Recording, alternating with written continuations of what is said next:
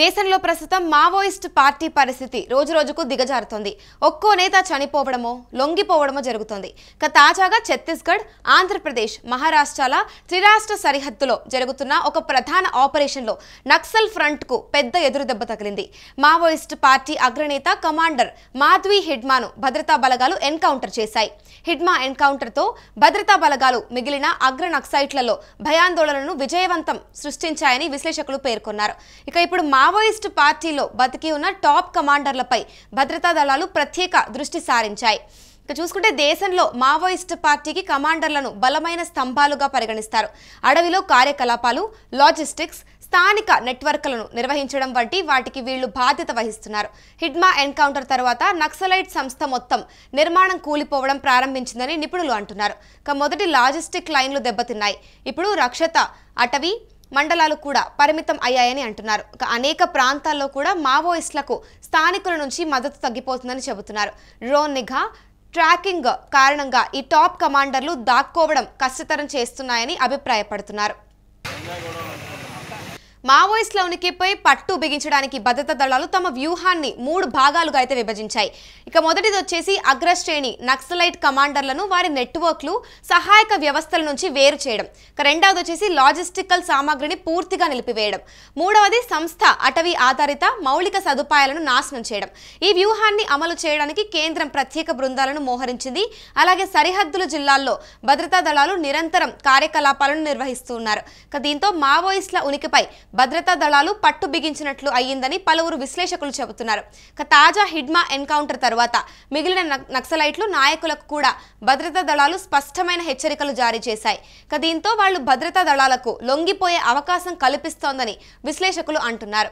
ఈ క్రమంలో Maoist party కమాండర్లకు లొంగిపోయే అవకాశం కూడా కల్పిస్తున్న పలు నివేదికలు పేర్కొన్నాయి.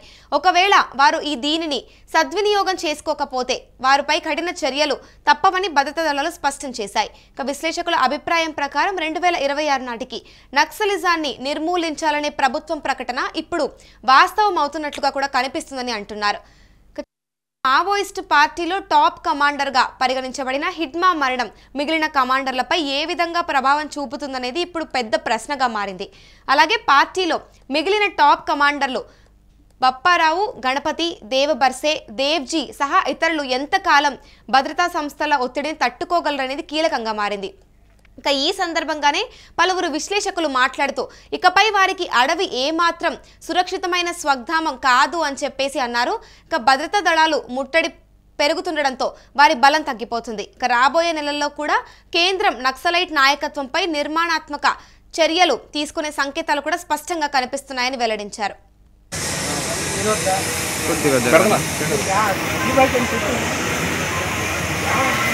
తమ్ముడు వస్తున్నారు చూడు. ఫైజు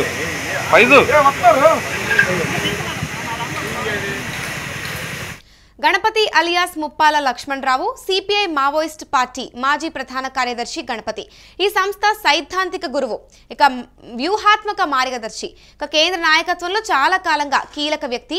మరియు మీడియా నివేదికల ప్రకారం చూస్తే ఆయన అనారోగ్య కారణాల వల్ల పార్టీ ప్రధాన కార్యదర్శి పదవికి రాజీనామా చేశారని తెలుస్తోంది. కానీ ఆయన ఇప్పటికీ కూడా పార్టీకి సుప్రీం కమాండర్ స్థాయి వ్యక్తిగానే ఉన్నారని పోలీసులు భావిస్తున్నారు. బప్పారావు మావోయిస్ట్ కేంద్ర కమిటీ సీనియర్ సభ్యుడు. అత్యున్నత నిర్ణయం తీసుకునే సంస్థల్లో బప్పారావు పాల్గొంటారని సమాచారం ఉంది. పార్టీలో గణపతి తర్వాత సంస్థకు కీలక స్తంభంగా ఆయన పరిగణించబడుతున్నారు. ఆయన సంస్థ కార్యాచరణ, నెట్వర్క్, వ్యూహాత్మక నిర్ణయాలను నిర్దేశిస్తారని సమాచారం ఉంది. Devji alias Tippiri Tirupati Maoist party zonal committee commander. ఒక నిర్దిష్ట జోన్లో దాడులు, కార్యకలాపాల యొక్క గ్రౌండ్ వ్యూహం నిర్వహణ ఆయన ఆధ్వర్యంలో జరుగుతాయని తెలుస్తోంది. ఆయన తన జోన్లో తరచుగా కూడా చురుగ్గా ఉంటారని కూడా పాటు పార్టీ ప్రాంతీయ కార్యకలాపాలు, లాజిస్టిక్ ఉద్యమాలను నియంత్రిస్తూ ఉంటారు. Dev Maoist party senior commander. దాడుల ప్రణాళిక అమలు, సైనిక విభాగంలో కీలక వ్యక్తి దేవా. ప్రస్తుతం ఆయన పార్టీ యాక్టివ్ సంస్థల యొక్క సైనిక నిర్మాణం, అమలు విభాగాలను నిర్దేశిస్తున్నారు. రామ్ థేరామాడ్ మావోయిస్ట్ పార్టీ మరో కీలకమైన వ్యక్తి. ఆయన ప్రస్తుతం పార్టీలో ప్రాంతీయ కమాండర్లు, స్థానిక లాజిస్టిక్స్, నియామకాలు, చిన్న సాయుధ సమూహాలు కార్యకలాపాలను పర్యవేక్షిస్తూ ఉంటారు. జంగల్ నెట్వర్క్ రోజువారీ నక్సలైట్ ఉద్యమాలు బలోపేతం చేయడంలో కీలక వ్యక్తిగా చెబుతూ ఉంటారు. ఇలా పార్టీలో రోజుకు రోజు ఒక్కో నేత శకం ముగుస్తూ ఉంది. ఇక ప్రస్తుతం పార్టీలో సిద్ధాంతాలు బలంగా లేవని, ఆయుధాలు విడిచి ప్రజల్లోకి రావాలని కూడా చాలా మంది సీనియర్ మావోయిస్టులు వాదిస్తున్నారు. అందులో భాగంగానే జనజీవన స్రవంతిలో కలిసిపోతున్నారు. మరి మిగిలిన వారు కూడా ఆయుధాలు వీడుతారా లేక అలసిన పోరాటంలో తూటాలకు బలవుతూ ఉంటారా అనేది మాత్రం తేలాల్సి ఉంది.